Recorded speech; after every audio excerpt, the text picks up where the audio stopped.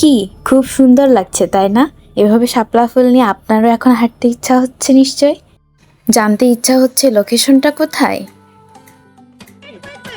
এই শিপ্পং বিজ্ঞান্দ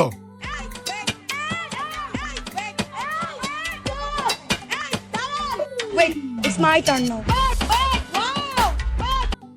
এখন যেহেতু শাপলা ট্রেন্ড চলছে, তো আমরা শাপলা খুঁজছিলাম যে মাগুরার মধ্যে কোথায় আমরা শাপলা পাবো। তো খুঁজতে খুঁজতে কালকে বিকালে একজন বলল যে আমাদের এলাকাতেই নাকি শাপলা আছে, তাও আবার লাল শাপলা।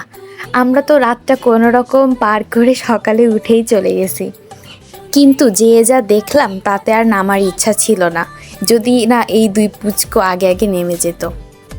আমরা দাঁড়িয়ে ভাবছি যাব কি যাব না, যাব কি যাব না। তারপর ভাবলাম যে ওরা যখন চলেই গেছে তো আমরাও যাই।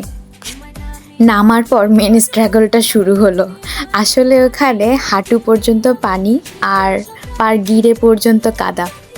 আপনি এক পা দিলে হেঁটে যাবে, আবার উঠাতে আপনার অনেক এনার্জি লাগবে। শাপলা ফুলের জন্য এত এক্সাইটমেন্ট কাজ করেছিল যে ওখানে যে সাপ থাকতে পারে এই ভয়টা আমাদের মাথাতেই আসেনি। শাপলা ফুলের বাগানটা আসলে রাস্তা থেকে অনেক দূর, 2-3টা মাঠ পার করে যেয়ে তারপর।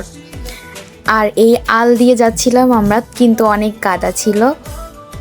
এইখান থেকে তো ওইসবও একবার আসারও খেয়ে নেয়।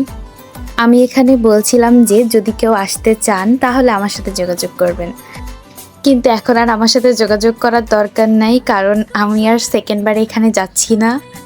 এটার লোকেশন হচ্ছে মাগুরা ইটখোলা টিটিসির সামনের যে রোডটা আছে ওইটা দিয়ে নেমে মাঠের দিকে সামনে আগায়ে বাম দিকে ধানের ক্ষেতের কয়েকটা ধানের ক্ষেতের পরেই হচ্ছে শাপলার বিলটা।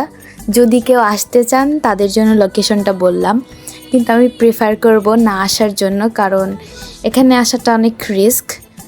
সাপ থাকতে পারে, যে কোনো কিছুই হতে পারে। রহমান আর ফারিয়া তো আমাদের অনেক আগে ওখানে পৌঁছে গেছিল। ওরা এমনভাবে আসা যাওয়া করছিল মনে হচ্ছিল যে ওরা মাটির মধ্যে দিয়ে হাঁটাহাঁটি করছে। আমরাও সাইড থেকে কয়েকটা শাপলা ফুল তুলছিলাম, তারপর ওরা আসার পরে ওদের কাছ থেকে নিয়ে ছবি তুলছিলাম। এখান থেকে আমি 2-3টা গাছ নিচ্ছিলাম বাড়িতে নিয়ে আসার জন্য। রহমান আর ফারিয়া তো পুরো গোসল করে ফেলছে।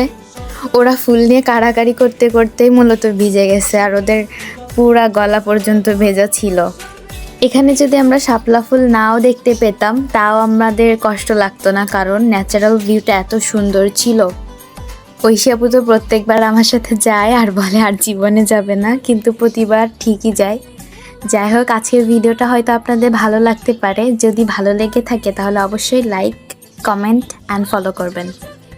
আজকের মতো এতটুকুই। সবাই ভালো থাকবেন, সুস্থ থাকবেন। আল্লাহ হাফেজ।